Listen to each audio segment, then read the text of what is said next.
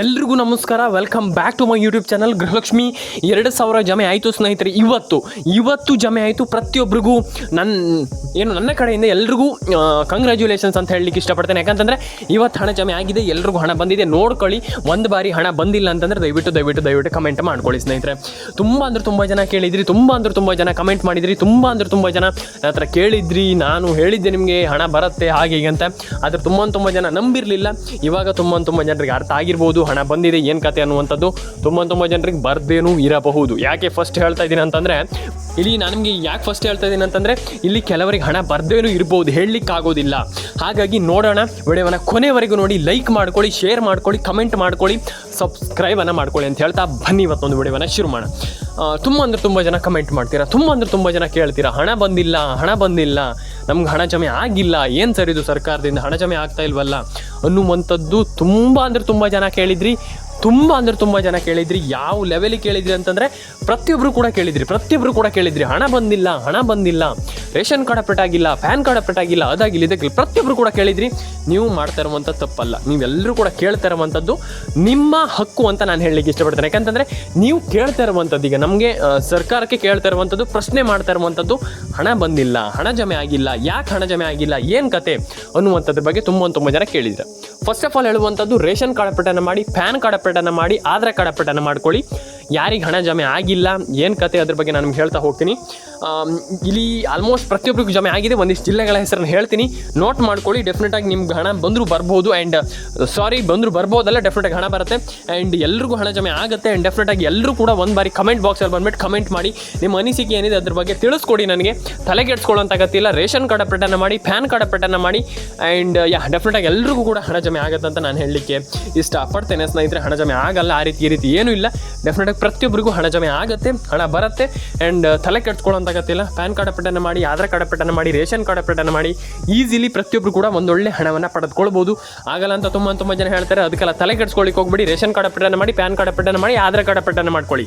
Easily ಪ್ರತಿಯೊಬ್ಬರು ಕೂಡ ಒಂದೊಳ್ಳೆ ಹಣವನ್ನು ಪಡೆದುಕೊಳ್ಬೋದು ಅನ್ನುವಂಥದ್ದು ನನ್ನ ಒಪಿನಿಯನ್. ಇದು ನಿಮ್ಗೆ ಹೌದು ಅನ್ಸುತ್ತಾ ಇಲ್ವಾ ನೋಡಿ. ಆ್ಯಂಡ್ ಡೆಫಿನೆಟಾಗಿ ಎಲ್ರಿಗೂ ಹಣ ಜಮೆ ಆಗುತ್ತೆ. And ration card update, PAN card ಅದನ್ನೆಲ್ಲ ಮಾಡ್ಕೊಳ್ಳಿ. ನಾನು ನಿಮ್ಗೆ ಒಂದಿಷ್ಟು ಜಿಲ್ಲೆಗಳ ಹೆಸರನ್ನು ಹೇಳ್ತೀನಿ. ಆ ಒಂದಿಷ್ಟು ಜಿಲ್ಲೆಗಳು ನಿಮ್ಮ ಜಿಲ್ಲೆಗಳಾಗಿದ್ದರೆ ದಯವಿಟ್ಟು ಕಮೆಂಟ್ ಬಾಕ್ಸಲ್ಲಿ ಬಂದ್ಬಿಟ್ಟು ಕಮೆಂಟ್ ಮಾಡಿ. ಯಾಕಂತಂದರೆ ನಿಮ್ಮ ಜಿಲ್ಲೆಗಳು ಕೆಲವರಿಗೆ ಆಲ್ಮೋಸ್ಟ್ ಗೊತ್ತಿದೆ, ಆಲ್ಮೋಸ್ಟ್ ಹಣ ಜಮೆ ಆಗಿದೆ ಅಂತ ಗೊತ್ತಿದೆ. ಆದರೆ ಕೆಲವರಿಗೆ ಇನ್ನೂ ಗೊತ್ತಿಲ್ಲ ಯಾವ ಜಿಲ್ಲೆಗಳಿಗೆ ಹಣ ಜಮೆ ಆಗಿದೆ, ಯಾರಿಗೆ ಹಣ ಜಮೆ ಆಗಿದೆ ಅದು ಕೂಡ ಕೆಲವರಿಗೆ ಗೊತ್ತಿಲ್ಲ. ಹಾಗಾಗಿ ಒಂದು ಬಾರಿ ಕಮೆಂಟ್ ಮಾಡ್ಕೊಳ್ಳಿ, ನಿಮ್ಮ ಅನಿಸಿಕೆ ಏನಿದೆ ತಿಳಿಸ್ಕೊಡಿ. ರೇಷನ್ ಕಾರ್ಡ್ ಅಪ್ಡೇಟನ್ನು ಮಾಡಿ, ಪ್ಯಾನ್ ಕಾರ್ಡ್ ಅಪ್ಡೇಟನ್ನು ಮಾಡಿ, ಆಧಾರ್ ಕಾರ್ಡ್ ಅಪ್ಡೇಟನ್ನು ಮಾಡಿ. ಎಲ್ರಿಗೂ ಒಳ್ಳೆಯದಾಗಲಿ ಅಂತ ನಾನು ಕೇಳ್ಕೊಳ್ತೀನಿ. ಯಾಕಂತಂದರೆ ಫೈನಲ್ಲಿ ಕೇಳ್ಕೊಳ್ಳುವಂಥದ್ದು ಇಷ್ಟೇ, ಎಲ್ರಿಗೂ ಒಳ್ಳೆಯದಾಗಲಿ, ಎಲ್ಲರ ಅಕೌಂಟಿಗೆ ಹಣ ಜಮೆ ಆಗಲಿ. ತುಂಬ ಜನರಿಗೆ ಹಣ ಬಂದಿದೆ. ಖುಷಿ ವಿಚಾರ. ಹಾಗಾಗಿ ಈಗ ಯಾವ್ಯಾವ ಜಿಲ್ಲೆಗಳಿಗೆ ಹಣ ಬರುತ್ತೆ ಫಸ್ಟ್ ನೋಡ್ತಾ ಹೋಗೋಣ. ಹಾವೇರಿ, ಕೋಲಾರ, ಕೊಪ್ಪಳ, ಬಳ್ಳಾರಿ, ಉಡುಪಿ, ದಕ್ಷಿಣ ಕನ್ನಡ, ಉತ್ತರ ಕನ್ನಡ, ಮಂಡ್ಯ, ಮೈಸೂರು, ಚಿತ್ರದುರ್ಗ, ದಾವಣಗೆರೆ. ಆ್ಯಂಡ್ ಅದಾದಮೇಲೆ ನಿಮಗೆ ಇಲ್ಲಿ ಹಾಸನ. ಆ್ಯಂಡ್ ಅದಾದಮೇಲೆ ನಿಮಗೆ ಇಲ್ಲಿ ಕೊಡಗು, ಕೊಪ್ಪಳ, ಬಳ್ಳಾರಿ, ಬೀದರ್. ಆ್ಯಂಡ್ ಆಲ್ವೇಸ್ ಪ್ರತಿಯೊಂದು ಜಿಲ್ಲೆ ಅಂದರೆ ಇಡೀ ಕರ್ನಾಟಕಕ್ಕೆ ಹಣ ಜಮೆ ಆಗಿದೆ. ಒಂದೆಲ್ಲೋ 1, 2, 3 ಜಿಲ್ಲೆ, 4 ಜಿಲ್ಲೆ, 5 ಜಿಲ್ಲೆ, 10 ಜಿಲ್ಲೆ ಆ ರೀತಿ ಏನಿಲ್ಲ. ಪ್ರತಿಯೊಂದು ಜಿಲ್ಲೆಗೂ ಹಣ ಜಮೆ ಆಗಿದೆ. ಜಮೆ ಆಗಿಲ್ಲ ಅಂತಂದರೆ ಖಂಡಿತವಾಗ್ಲೂ ಜಮೆ ಆಗುತ್ತೆ. ಇವಾಗಲೂ ಕೂಡ ಕೆಲವರಿಗೆ ಜಮೆ ಆಗಿಲ್ಲ ಅಂತ ಹೇಳ್ತಾರೆ. ಖಂಡಿತವಾಗ್ಲೂ ಜಮೆ ಆಗುತ್ತೆ. ಸ್ವಲ್ಪ ವೆಯ್ಟ್ ಮಾಡಿ. ಡೆಫಿನೆಟಾಗಿ ಈಸಿಲಿ ಪ್ರತಿಯೊಬ್ಬರಿಗೂ ಹಣ ಜಮೆ ಆಗುತ್ತೆ. ತಲೆ ಕೆಡಿಸ್ಕೊಳ್ಳೋಂಥ ಅಗತ್ಯ. ಪ್ಯಾನ್ ಕಾರ್ಡ್ ಅಪ್ಡೇಟನ್ನು ಮಾಡ್ಬೋದು ಈಸಿಯಾಗಿ. ರೇಷನ್ ಕಾರ್ಡ್ ಅಪ್ಡೇಟನ್ನು ಕೂಡ ಮಾಡ್ಬೋದು. ಪ್ರತಿಯೊಬ್ಬರು ಕೂಡ ಈ ರೀತಿ ಅಪ್ಡೇಟ್ಗಳನ್ನು ಮಾಡಿಕೊಂಡ್ರೆ ಏನೂ ಇಲ್ಲ. ಏನಂತಂದರೆ ಏನು ತಲೆ ಕೆಡಿಸ್ಕೊಳ್ಳೋಂಥ ಅಗತ್ಯವಿಲ್ಲ. ಡೆಫಿನೆಟಾಗಿ ಹಣ ಜಮೆ ಆಗುತ್ತೆ. ಏನು ಪ್ಯಾನ್ ಕಾರ್ಡ್ ಅಪ್ಡೇಟ್ ಆಗಿರ್ಬೋದು, ಆಧಾರ್ ಕಾರ್ಡ್ ಅಪ್ಡೇಟ್, ಈಸಿಲಿ ಪ್ರತಿಯೊಬ್ಬರು ಕೂಡ ಹಣವನ್ನು ಪಡೆದುಕೊಳ್ಬೋದು ಅನ್ನುವಂಥದ್ದು ನನ್ನ ಒಂದು ಪರ್ಸನಲ್ ಒಪಿನಿಯನ್ ಅಂತ ನಾನು ಹೇಳಲಿಕ್ಕೆ ಇಷ್ಟಪಡ್ತೇನೆ. ಆ್ಯಂಡ್ ಡೆಫಿನೆಟಾಗಿ ಎಲ್ರಿಗೂ ಹಣ ಜಮೆ ಆಗಲಿ, ಎಲ್ಲರ ಅಕೌಂಟಿಗೆ ಹಣ ಬರಲಿ.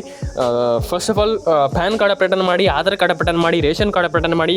ಪ್ರತಿಯೊಬ್ಬರಿಗೂ ಹಣ ಜಮೆ ಆಗುತ್ತೆ. ತುಂಬ ಜನ ಬರಲ್ಲ ಅಂತ ಹೇಳ್ತಾರೆ. ಇಲ್ಲ, ಆ ರೀತಿ ಏನೂ ಇಲ್ಲ.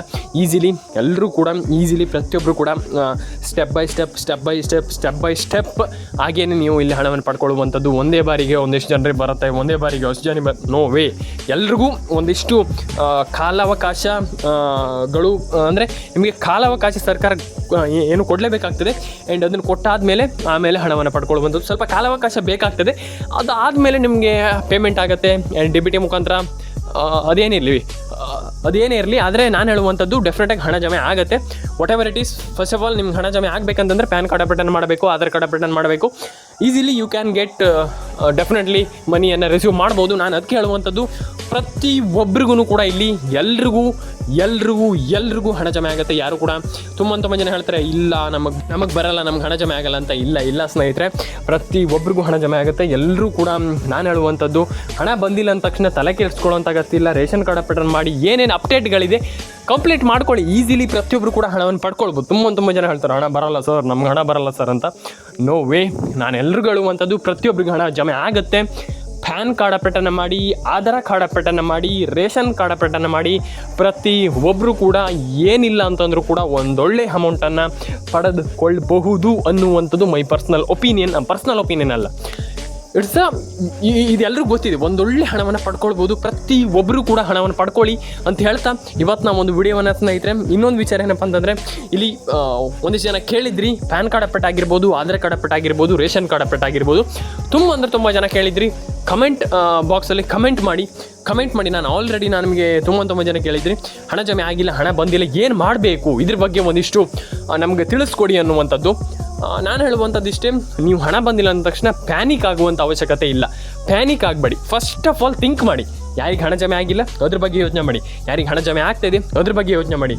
ಇಲ್ಲಿ ಸಿಂಪಲಾಗಿ ಏನಿಲ್ಲ ಅಂತಂದರೂ ಕೂಡ ನಾನು ಯಾವಾಗಲಿಂದಾನೇ ಹೇಳ್ತಾ ಇದ್ದೀನಿ, ನಾನು ಹೇಳುವಂಥದ್ದು ನೀವು ಹಣವನ್ನು ಪಡ್ಕೊಳ್ಬೇಕಂತಂದರೆ ನೀವು ಪಾಸಿಟಿವ್ ಆಗಿ ಯೋಚನೆ ಮಾಡಬೇಕಂತ. ಯಾವತ್ತೂ ಕೂಡ ನಾವು ನೆಗೆಟಿವ್ ಆಗಿ ಯೋಚನೆ ಮಾಡಬಾರ್ದು.